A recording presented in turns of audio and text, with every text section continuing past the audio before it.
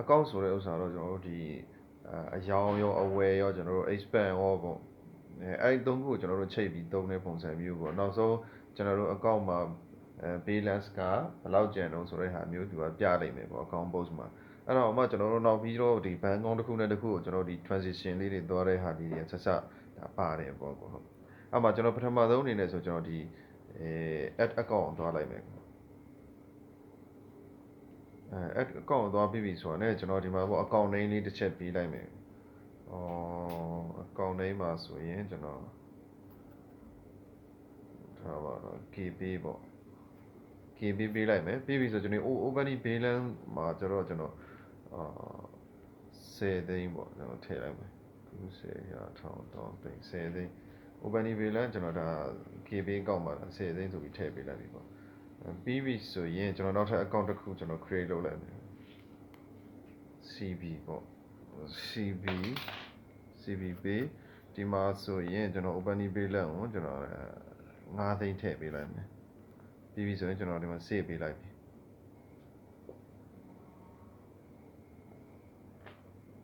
ကျွန်တော် save ပြီးသွားပြီဆိုလို့ရှိရင်ကျွန်တော်တို့သူရဲ့ဒီ open balance လည်းထောင်ထားတယ်ဆိုတော့ကျွန်တော်ဒီမှာဆိုလို့ရှိရင်သူရဲ့ balance မှာ10သိန်းပေါ့ KB မှာပြီးဆို CB မှာကြောဒီမှာ9သိန်းပေးထားတယ်ပေါ့အဲ့တော့မှကျွန်တော်တို့ကထားပါတော့အယောင်ကျွန်တော်ဖွင့်တော့မယ်ပေါ့အယောင်ဖွင့်မယ်ဆိုကျွန်တော်ဒီ POS ကိုသွားလိုက်မယ်သွားပြီးပြီဆိုရင်ကျွန်တော်ကဒီကောင်ကိုရောင်းလိုက်မယ်ပေါ့နော်ရှက်ဘူးနှစ်ခုရောင်းလိုက်မယ်ပြီးပြီဆိုရင်ကျွန်တော် multiple နဲ့ခဏသွားလိုက်မယ် multiple နဲ့သွားမယ်ပြီးပြီဆိုရင်ကျွန်တော် total 9200ကျရတယ်ပေါ့9200ကိုကျွန်တော်ဒီ account နဲ့ချိန်လိုက်မယ်အမှဆိုရင်ပါစီပြီးတော့ကျွန်တော် CB နဲ့ချိန်လိုက်မယ် CB နဲ့ကိုကျွန်တော်ချိန်ပြီးဒီမှာ9200ရှင်းလိုက်မယ်ပေါ့ဆိုရင်save okay request successful ပြသွားပြီဆိုလို့ရှိရင်ကျွန်တော်ဒီမှာတစ်ချက်သွားကြည့်လို့ရတယ်တစ်ချက်သွားကြည့်မယ်ဆိုရင်ကျွန်တော်ဒီ account လေးကနေမှ account list ပေါ့ account list ကိုသွားမယ်ပြီးပြီဆိုရင်ကျွန်တော်ဒီ CB ကိုသွားလိုက်CB မှာဆိုလို့ရှိရင်ကျွန်တော်ဒီမှာဆိုလို့ရှိရင် balance က5သိန်းနဲ့9200ဖြစ်သွားပြီပေါ့အသေးစိတ်သွားကြည့်မယ်ဆိုလို့ရှိရင်ကျွန်တော်ဒီကနေအရှင်နေ account book ကိုသွားလိုက်မယ် account book သွားလိုက်ရင်ဒီမှာ balance မှာဆိုလို့ရှိရင်လည်းကျွန်တော်ခုနကopening balance က5သိန်းပြီးပြီဆိုရင်ကျွန်တော်စီရောင်းလိုက်လို့ရတဲ့ပမာဏ9200 total အဲ့လောက်ချတော့မယ်ပေါ့မမသူရဲ့ဒီအသေးစိတ်လေးသွားကြည့်မယ်ဆိုလို့ရှိရင်လည်းကျွန်တော် iPhone 10ပဲပေါ့ဒါဒီကရောင်းလိုက်လို့ကျွန်တော်တို့ကဒီမှာ9200တိုး9200အောင်မှကျွန်တော်တို့ဒီ balance မှာတော့ပေါင်းလိုက်တယ်ဆိုမျိုးလေးပေါ့သူကထွက်လာပြီဆိုလို့ရှိရင်ကျွန်တော်နောက်ထပ်တစ်ခုပေါ့ဘယ်ဟာသုံးအောင်အသုံးစရိတ်ပေါ့ကျွန်တော် expand အတွက်ကျွန်တော်သုံးမယ်ပေါ့ expand ဆိုရင်တော့မယ်ပြီးပြီဆိုရင်ကျွန်တော်ဒီ expand list ပေါ့expand list ထဲမှာnew expand သွားလိုက်မယ် category မှာကျွန်တော်ကကြိုတင်ထုတ်ငွေပေါ့မေ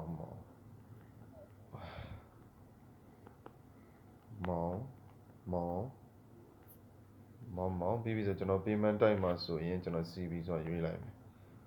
account မှာကကျွန်တော်ခုန CB နဲ့သွားလိုက်မယ်ပေါ့ CB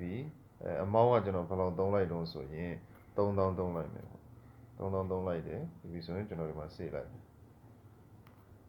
okay အမှဆို successful record ပြသွားပြီဆိုရင်ကျွန်တော်ဒီကနေ account လေးကိုသွားမယ်ပြီးပြီဆို account list ကိုတစ်ချက်သွားလိုက်မယ် account လေးတစ်ချက်သွားမယ်ပြီးပြီဆိုရင်ကျွန်တော်ဒီမှာ CB ပေါ့CB မှာဆိုလို့ချင်းကျွန်တော်ခုနကဒီမှာ9သိန်းနဲ့9200ရှိတာအခု3000 expand သုံးလိုက်ပြီဆိုတော့ကျွန်တော်ကြိုတင်ထုတ်ငွေသုံးလိုက်တဲ့အတွက်4သိန်းနဲ့9000နဲ့9200ကျပါမှာ account box မှာတစ်ချက်သွားကြည့်လိုက်မယ်account box မှာတစ်ချက်သွားကြည့်ရင်ဒီမှာ balance မှာဆိုလို့ရှိရင်လည်းကျွန်တော်တို့အမှ4သိန်း9200ပေါ့ဒီမှာဆိုလို့ရှိရင်ကျွန်တော်ဒီ decretion မှာတစ်ချက်ကြည့်လိုက်ရတယ်ပေါ့ opening balance မှာဆိုရင်ကျွန်တော်9သိန်းတည်ထားတယ်ပေါ့အမှဆိုရင်ကျွန်တော် sale နဲ့ကျွန်တော်ရောင်းလိုက်တဲ့ဥစ္စာဒီမှာဆို credit amount ကကျွန်တော်9200အဲ့မှာဆိုရင်ကျွန်တော်တို့ balance 9သိန်းကို9200တော့ပေါင်းလို့9သိန်းနဲ့9200 okay အမှဆိုရင် expand payment ဆိုလို့ရှိရင်ကျွန်တော်တို့ expand ကိုဒီမှာတစ်ချက်သွားကြည့်လိုက်ဒီမှာဟိုပါပေါ့debit မှာကျွန်တော်တို့3000ဆိုပြီးဖြစ်သွားပြီပေါ့ဒါကျွန်တော်တို့အကောင့်ထဲကနေကျွန်တော်နှုတ်သွားတဲ့ဟာမျိုးပေါ့ဟိုမှာဆိုကျွန်တော် balance မှာဆိုတစ်ချက်သွားကြည့်လိုက်တာနဲ့4သိန်း9200ဆိုဖြစ်သွားတယ်ပေါ့ဒါဆိုသူ့ရဲ့ total balance amount ပေါ့အဲ့မှာမှအကူကတစ်ချက်သွားကြည့်လို့ရှိရင် account link မှာကျွန်တော်ကြည့်လိုက်မယ် အကောင့်လေးမှာကြည့်လိုက်တယ်ဆိုရင်ဒီမှာဆိုလို့ရှိရင်သူဘေးလက်မှာ4,900 okay ဒါကတော့ရှင်းသွားပြီပေါ့ကျွန်တော်ဒီအဲ့မှာကျွန်တော်တို့က purchase ကိုလည်းဒီ account နဲ့ချိန်မယ်ဆိုရင်ကျွန်တော် purchase ဆိုတာသွားလိုက် new purchase ပေါ့ new purchase ဆိုတာသွားမယ်ပြီးဆိုကျွန်တော်တို့ဒီ supplier အနေရွေးလိုက်မယ်ဟိုကိုဆိုတာရွေးပေးလိုက်မယ်အမှကျွန်တော်ဆက်share ကိုမှကျွန်တော်ဒီမှာဆို2000ဆိုလို့ရှိရင်ကျွန်တော်ဒါ10ဘူးပေါ့အရင်အတွက်ကျွန်တော်10ဆိုရေးယူလိုက်မယ်အမှဆို1000ကျသွားမှာပေါ့သူရ2000ကျသွားမယ်2000ကျတယ်ဆိုလို့ရှိရင်ကျွန်တော်ဒီမှာ2000ရေးပေးလိုက်ပါအဲ့မှာကျွန်တော်တို့ payment type ဆိုလို့ရှိရင်လည်းကျွန်တော်ဒါ CB နဲ့ပဲသွားလိုက်မယ်ပေါ့ CB နဲ့သွားမယ်account နေရာမှာဆိုလို့ရှိရင်လည်းကျွန်တော်ဒီ CB နဲ့ပဲကျွန်တော်ချိန်လိုက်မယ်ပေါ့ CB ပေးနဲ့ချိန်လိုက်ပြီဆိုလို့ရှိရင်ကျွန်တော်တို့မှာ save ပေးလိုက်okay အမှ request successful ဆိုပြသွားတယ်ပေါ့ request successful ပြသွားပြီဆိုကျွန်တော်ဒီ account ထဲမှာသွားကြည့်မယ်ပေါ့တစ်ချက် account list ကိုသွားလိုက်ပြီသွားပြီးပြီဆိုကျွန်တော်ဒီ CB ထဲမှာသွားကြည့်လိုက်တာနဲ့ကျွန်တော်ဒီမှာဆိုလို့ရှိရင်ခုန4,900နဲ့9,200ရှိတယ်အခုဆိုရင်ခုန purchasing လုပ်လိုက်တဲ့ဥစ္စာ2000ဆိုတော့ကျွန်တော်2000ရော့သွားပါ4,500နဲ့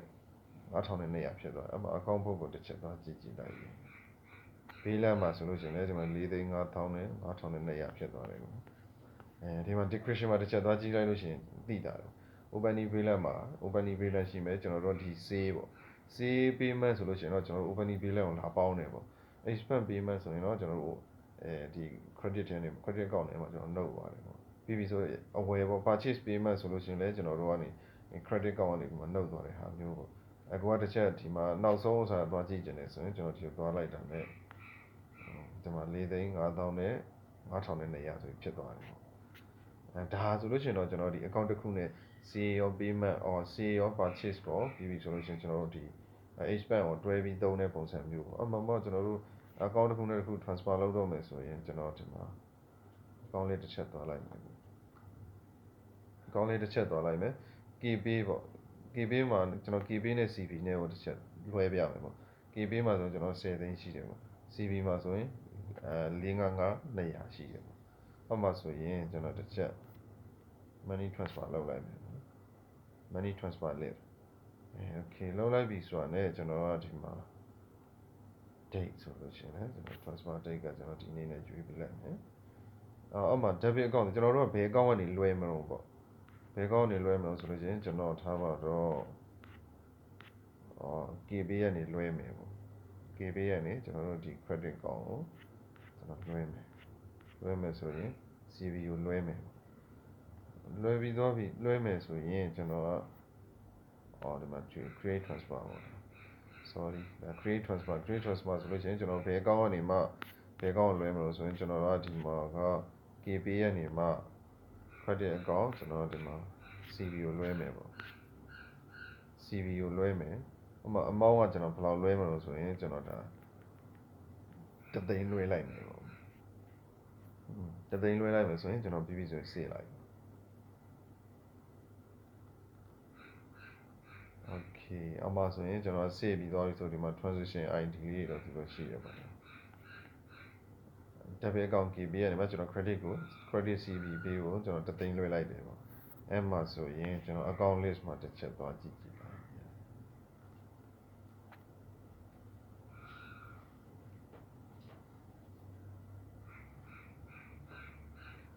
account list မှာတစ်ချက်ကြည့်ပြီဆိုကျွန်တော်ဒီ CB ပေးကိုတစ်ချက်သွားကြည့်လိုက်ဒီမှာဆိုလို့ရှိရင်9,500ဖြစ်သွားပြီခုနက4,500ရှိတယ်ပေါ့ဒါ KPay ကနေမှကျွန်တော် transfer လုပ်လိုက်တဲ့ဟာလေးပေါ့အဲ့မှာဆိုရင်ကျွန်တော်ဒီမှာသွားကြည့်လိုက် opening pay လိုက်ရှိမယ်အဲ့မှာ transfer from KPay ဆိုလို့ရှိရင်KPay ကနေမှကျွန်တော်တို့ဒီမှာ KPay account ကနေမှကျွန်တော်တို့ဒီဘက်ကို